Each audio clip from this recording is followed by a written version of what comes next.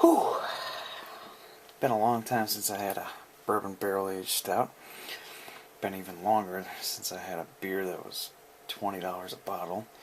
And I don't think I've ever paid $20 for a 16.9 ounce bottle of beer.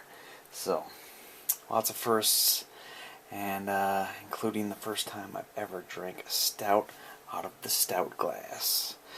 Yes, the world famous Spiegelau. I don't know how you pronounce it. It's on the bottom of the glass here. It's backwards if you look at it from there. Anyway, I got the ones directly from the company. Got the set of two. It was a little pricey to get it shipped, about $20 a glass. But oh my God, I drank a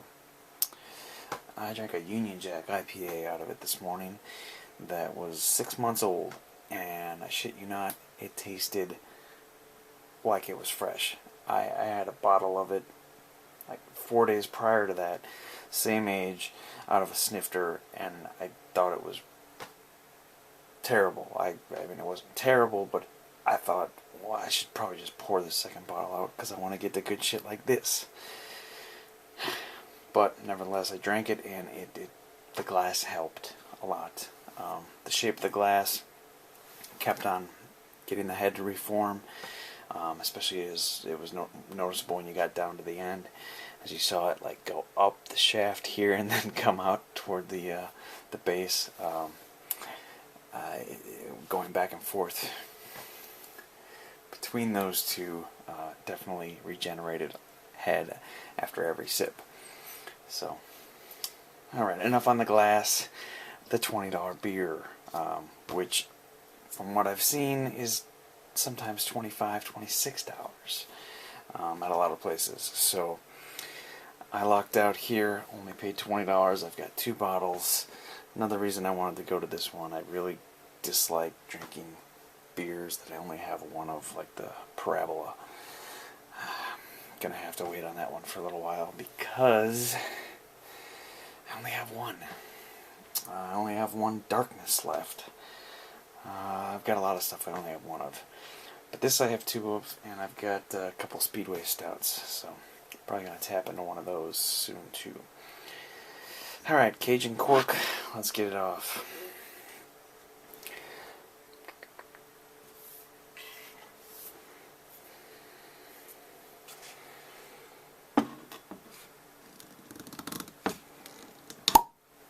Yes, I love that sound.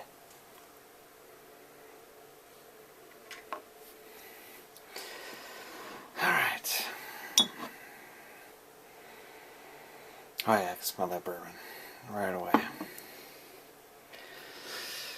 Alright.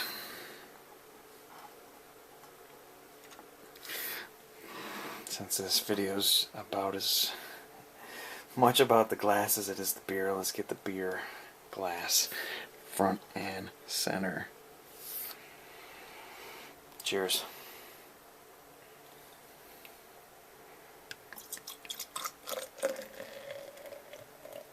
Good God. Good God. I knew that was going to happen. This is definitely a glass you want to tip when pouring because of the shape. It just gets crazy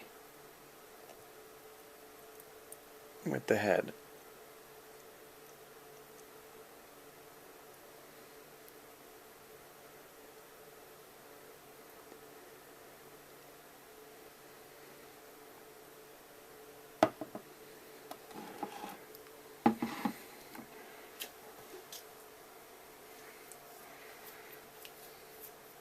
That's a fucking thumbnail right there. Jesus.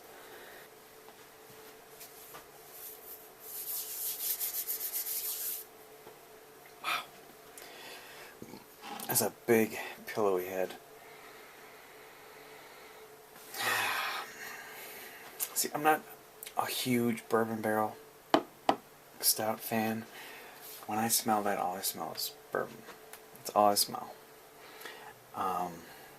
A lot of times with bourbon barrel stouts, it's all I can smell, it's all I can taste. but I'm trying. I'm trying. Every time I try another one, I think to myself, I'm gonna be able to pick out the stout somewhere in there, and I'm gonna appreciate what the bourbon does to it. But the closest I've come is with the Peruvian Morning. It was a much weaker bourbon barrel stout. I think like 8.5%. And that one I did find some stout-like characteristics in. It wasn't completely dominated by the bourbon.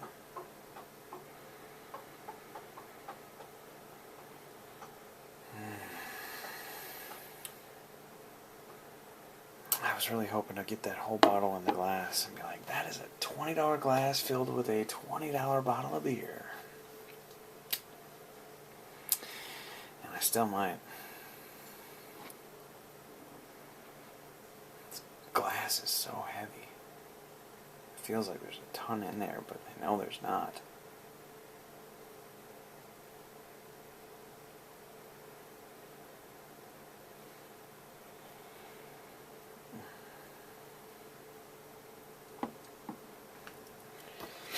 Yeah, just like the normal old Rasputin, just huge head. Like I said, it didn't help pouring it straight down the center in this glass. It just goes crazy in that little base there. And the same thing happened this morning with the Union Jack IPA.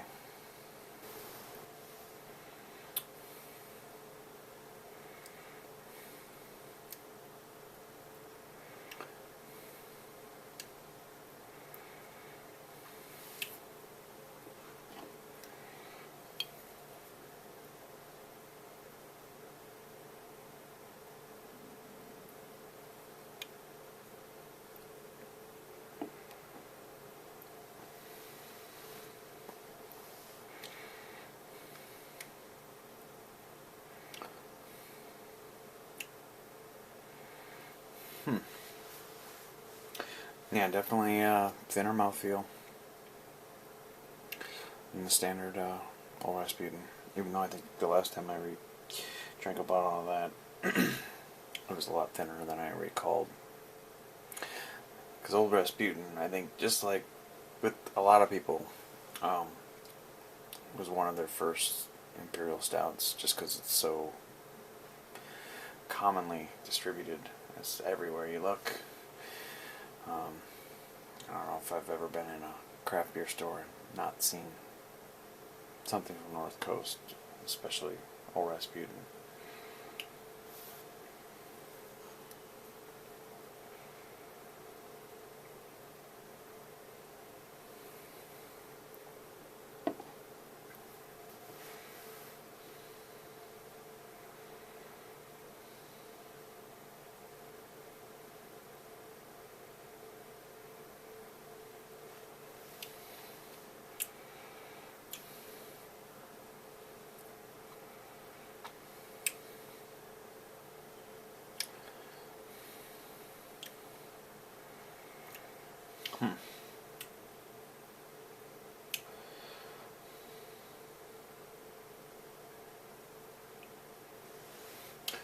Yeah, I still don't know if I'm buying into the barrel-aged craze.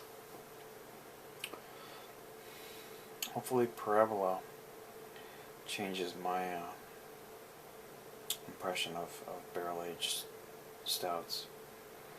So now that one's not strictly bourbon barrel-aged, it's lots of different barrels.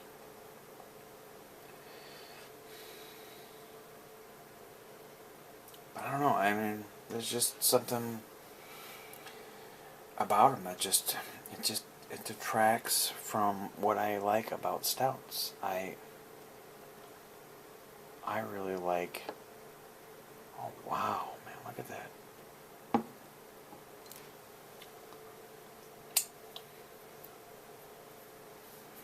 I like the flavor of stouts.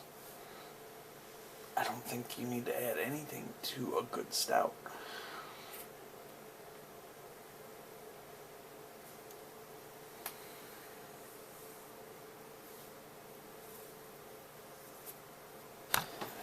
Alright, so that's the last of it right there. And like I said before, I'm sure it's going to feel a lot better than it tastes.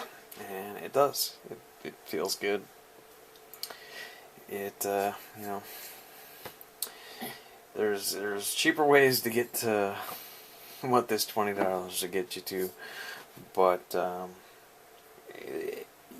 by the time I got to the bottom of the glass, you know, I can taste the quality. You know, it's there. You know, the bourbon that was off-putting from the first sip to, you know, 10 sips in has faded. It's grown on me. And like I said, don't know if that's just because, you know, anything tastes better after you're a little tipsy, but nevertheless, it's tasty.